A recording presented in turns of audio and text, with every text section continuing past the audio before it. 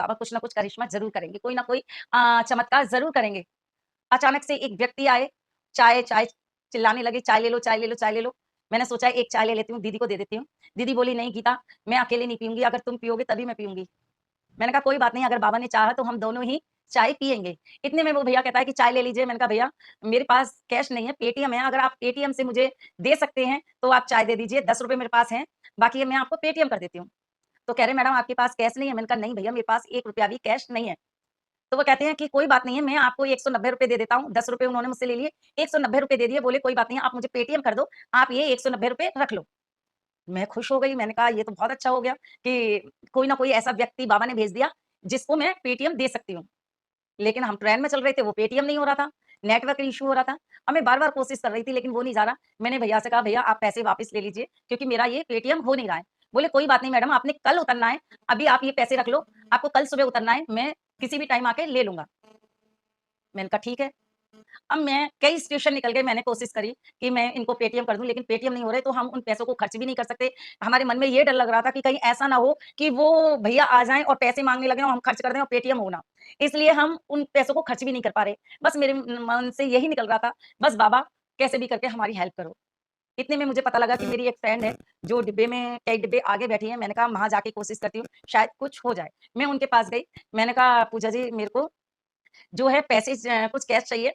वो दिल्ली में ही रहती हैं, तो बोली, "हाँ, दीदी मेरे पास कैश बहुत है, आप ले लीजिए।" मैंने उनको 500 बोले, "कितने चाहिए?" मैंने कहा, "मैं ₹500 तुम्हें पेटीएम कर देती हूँ, आप मुझे ₹500 दे दो।" मैंने उनको पेटीएम किया और वो पेटीएम 1 मिनट से पहले हो गया।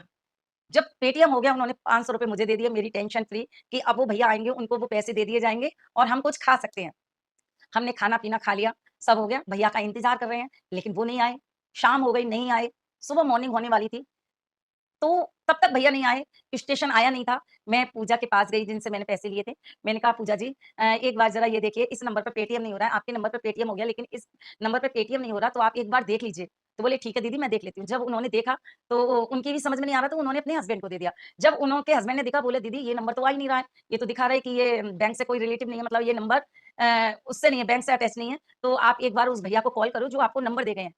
मैंने कहा ठीक है। मैं उनको कॉल कर रही हूँ तो उनका कॉल नहीं लग रहा। नॉट रीचेबल आप जिस नंबर से संपर्क करना चाहते हैं वो नंबर मतलब है ही नहीं, मतलब बोल ही नहीं रहा ये नंबर सही नहीं है। अब मैं ये सोच रही थी कि भैया को मैं पैसे कैसे दूँ?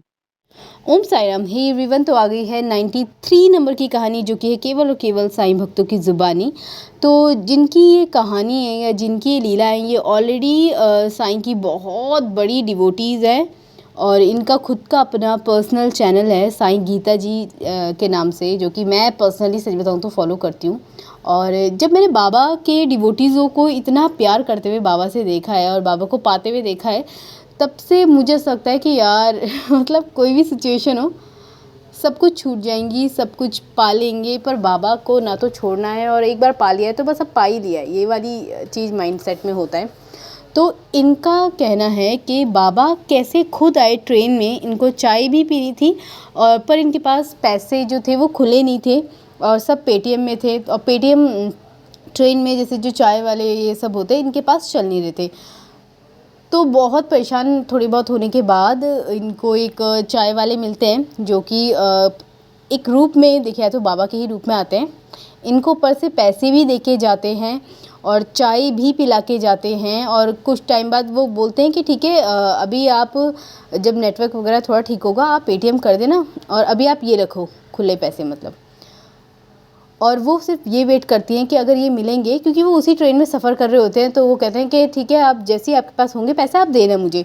तो वो इतना वेट कर रही होती है कि उनको लगता है कि जब जैसी ट्रेन रुकेगी और मैं ये पैसे दे दूँगी, और पेटीएम में उनके पास पैसे आ भी गए थे, ठीक है। तो उन्होंने मतलब किसी को पैसे देके पेटीएम से पैसे देके कैश ले लिए थे।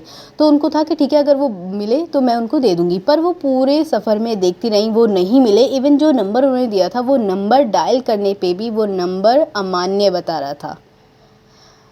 तो ये थी बाबा की लीला कि बाबा अपने बंदों को कहीं भी किसी भी हालत में परेशान नहीं दे सकते। बस अगर आपका बाबा पे विश्वास है तो थोड़ा सा सब्र करना पड़ेगा, वो करेंगे अपने टाइम पे सेटअप, करते हैं, वो सब कुछ करते हैं, ट्रस्ट मी। तो आइए सुनते हैं ये खूबसूरत सी प्यारी सी लीला साईं गीता जी के ही मुख से। और आप चाहें तो इनके चैनल को भी फॉलो कर सकते हैं। आइए सुनते हैं।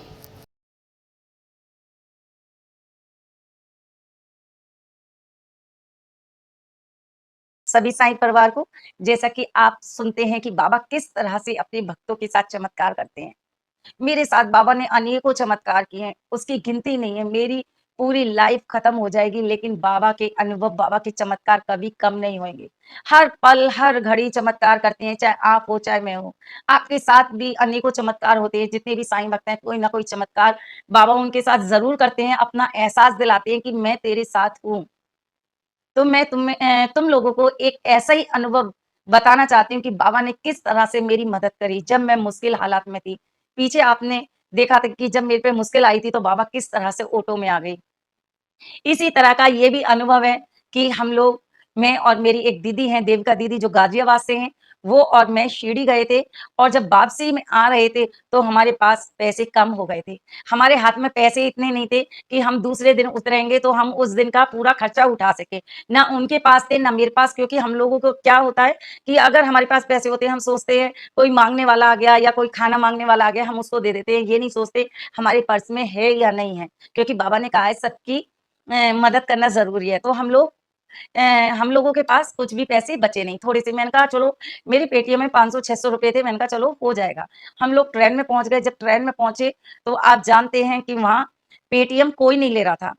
जब पेटीएम नहीं ले रहा था तो मैं दीदी कहने लगी कि गीता, चाय पीने की तलब लग रही है और मेरा भी मन कर रहा था चाय पीने का कि चलो हम दोनों चाय पी लेते हैं, लेकिन हमारे पर्स में सिर्फ कैश 10 रुपए थे।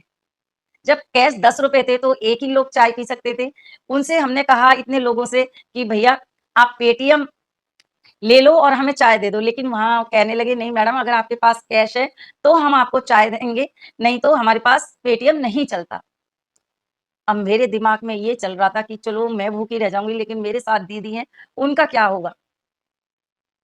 लेकिन कहते हैं ना कि बाबा सब जानते हैं, सब दिलों की। बस मैं बाबा से यही अरदास कर रही कि बाबा कल उतरेंगे हम लोग और हमारे पास कैश नहीं है और पूरा दिन कैसे जाएगा? ये दीदी शिरडी से वापसी आई हैं, इनके पास भी पैसे खत्म है और मेरे पास भी नहीं है, मैं क्या करूँगी? और पेटीएम चल नहीं रहा है। बहुत से लोगों से मैंने पता भी किया था लेकिन सबने मना कर दिया कि हमारे पास कैश नहीं है।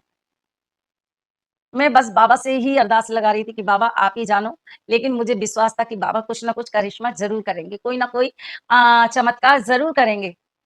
अचानक से एक व्यक्ति आए, चाय, चाय चिल्लाने लगे, चाय ले लो, चाय ले लो, चाय ले लो। मैंने सोचा एक चाय ले लेती हूँ, दीदी को दे देती हूँ। दीदी बोली, "नहीं गीता, मैं अकेले नहीं पीऊँगी, अगर तुम पियोगे तभी मैं पीऊँगी।" मैंने कहा कोई बात नहीं, अगर बाबा ने चाहा तो हम दोनों ही चाय पिएँगे। इतने में वो भैया कहता है कि चाय ले लीजिए। मैंने कहा भैया मेरे पास कैश नहीं है, पेटीएम है, अगर आप पेटीएम से मुझे दे सकते हैं तो आप चाय दे दीजिए, 10 रुपए मेरे पास हैं, बाकी ये मैं आपको पेटीएम कर देती हूँ। तो कह रहे मैडम आपके पास कैश नहीं है? मैंने कहा नहीं भैया मेरे पास 1 रुपया भी कैश नहीं है। तो वो कहते हैं कि कोई बात नहीं है, मैं आपको 190 रुपए दे देता हूँ, 10 रुपए उन्होंने मुझसे ले लिए, 190 रुपए दे दिए, बोले कोई बात नहीं है, आप मुझे पेटीएम कर दो, आप ये 190 रुपए रख लो। मैं खुश हो गई, मैंने कहा ये तो बहुत अच्छा हो गया कि कोई ना कोई ऐसा व्यक्ति बाबा ने भेज दिया, जिसको मैं पेटीएम दे सकती हूँ। लेकिन हम ट्रेन में चल रहे थे, वो पेटीएम नहीं हो रहा था, नेटवर्क इश्यू हो रहा था। अब मैं बार-बार कोशिश कर रही थी लेकिन वो नहीं जा रहा। मैंने भैया से कहा भैया आप पैसे वापस ले लीजिए क्योंकि मेरा ये पेटीएम हो नहीं रहा है। बोले कोई बात नहीं मैडम, आपने कल उतरना है, अभी आप ये पैसे रख लो, आपको कल सुबह उतरना है, मैं किसी भी टाइम आके ले लूँगा। मैंने कहा ठीक है। अब मैं कई स्टेशन निकल गए, मैंने कोशिश करी कि मैं इनको पेटीएम कर दूँ, लेकिन पेटीएम नहीं हो रहे, तो हम उन पैसों को खर्च भी नहीं कर सकते। हमारे मन में ये डर लग रहा था कि कहीं ऐसा ना हो कि वो भैया आ जाएँ और पैसे माँगने लगें और हम खर्च कर दें और पेटीएम हो ना। इसलिए हम उन पैसों को खर्च भी नहीं कर पा रहे। बस मेरे मन से यही निकल रहा था, बस बाबा कैसे भी करके हमारी हेल्प करो। इतने में मुझे पता लगा कि मेरी एक फ्रेंड है, जो डिब्बे में कई डिब्बे आगे बैठी है। मैंने कहा वहाँ जाके कोशिश करती हूँ, शायद कुछ हो जाए। मैं उनके पास गई, मैंने कहा पूजा जी मेरे को जो है पैसे कुछ कैश चाहिए, वो दिल्ली में ही रहती हैं। तो बोली हाँ दीदी मेरे पास कैश बहुत है, आप ले लीजिए। मैंने उनको 500 बोले कितने चाहिए? मैंने कहा मैं 500 रुपए तुम्हें पेटीएम कर देती हूँ, आप मुझे 500 रुपए दे दो। मैंने उनको पेटीएम किया और वो पेटीएम 1 मिनट से पहले हो गया। जब पेटीएम हो गया उन्होंने ₹500 मुझे दे दिए मेरी टेंशन फ्री कि अब वो भैया आएँगे, उनको वो पैसे दे दिए जाएँगे और हम कुछ खा सकते हैं। हमने खाना-पीना खा लिया, सब हो गया, भैया का इंतज़ार कर रहे हैं, लेकिन वो नहीं आए। शाम हो गई, नहीं आए, सुबह मॉर्निंग होने वाली थी, तो तब तक भैया नहीं आए, स्टेशन आया नहीं था। मैं पूजा के पास गई जिनसे मैंने पैसे लिए थे। मैंने कहा पूजा जी एक बार ज़रा ये देखिए इस नंबर पे पेटीएम नहीं हो रहा है, आपके नंबर पे पेटीएम हो गया लेकिन इस नंबर पे पेटीएम नहीं हो रहा तो आप एक बार देख लीजिए। तो बोले ठीक है दीदी मैं देख लेती हूँ। जब उन्होंने देखा तो उनकी भी समझ में नहीं आ रहा तो उन्होंने अपने हस्बैंड को दे दिया। जब उनके हस्बैंड ने देखा बोले दीदी ये नंबर तो आ ही नहीं रहा है, ये तो दिखा रहा है कि ये बैंक से कोई रिलेटिव नहीं है मतलब ये नंबर उससे नहीं है, बैंक से अटैच नहीं है। तो आप एक बार उस भैया को कॉल करो जो आपको नंबर दे गए हैं। मैंने कहा ठीक है। मैं उनको कॉल कर रही हूँ तो उनका कॉल नहीं लग रहा। नॉट रीचेबल आप जिस नंबर से संपर्क करना चाहते हैं वो नंबर मतलब है ही नहीं, मतलब बोल ही नहीं रहा ये नंबर सही नहीं है। अब मैं ये सोच रही थी कि भैया को मैं पैसे कैसे दूँ? ये आप ये सोचिए कि उसके पे पैसे से पेटीएम हो गया और वो भैया मुझे पेटीएम नंबर दे गए, लेकिन उनके पेटीएम पे क्यों नहीं हो रहा? उनको कॉल भी की, कॉल भी नहीं लग रही। तो आप ये सोचिए बाबा आए और मुझे पैसे दे के चले गए, क्योंकि मेरे पास पैसे नहीं थे। जब तक किसी ने हेल्प भी नहीं करी थी जब बाबा आए थे। उन्होंने ₹200 आज भी वो नंबर ओम साईं राम के नाम से फीड है, लेकिन ना वो नंबर लगता है, ना उस पे कॉल होती है, ना उस पे पैसे जाते हैं। तो इसको आप क्या कहेंगे? कि बाबा अपने भक्तों को किस तरह मुश्किल हालातों से बचाते हैं। किस तरह से वो आए ट्रेन में और मुझे पैसे दे के चले गए। उसके बाद जब वो दे के चले गए तब ₹500 का और इंतज़ाम हो गया। मतलब मुझ पे ₹700 हो गए। अच्छे से हम लोग गए। अच्छे से बाबा ने पूरा सफ़र करवाया और आज भी मेरी निगाहें हर महीने जाती हूँ। मेरी निगाहें ढूँढती हैं कि वो भैया कहीं नज़र आ जाएँ।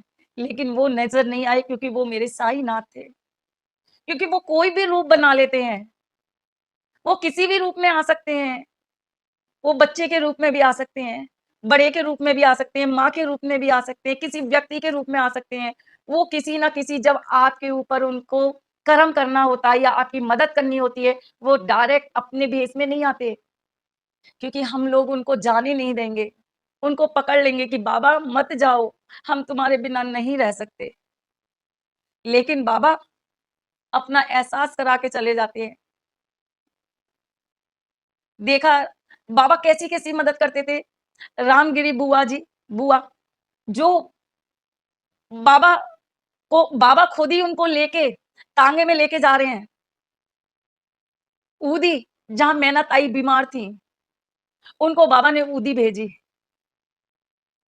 वो टाँगा वाला बन के क्योंकि उनके पास पैसे नहीं थे, लेकिन बाबा ने वचन दिया था कि मैं तेरी मदद करूँगा और वो तुरंत ही वहाँ पहुँचे।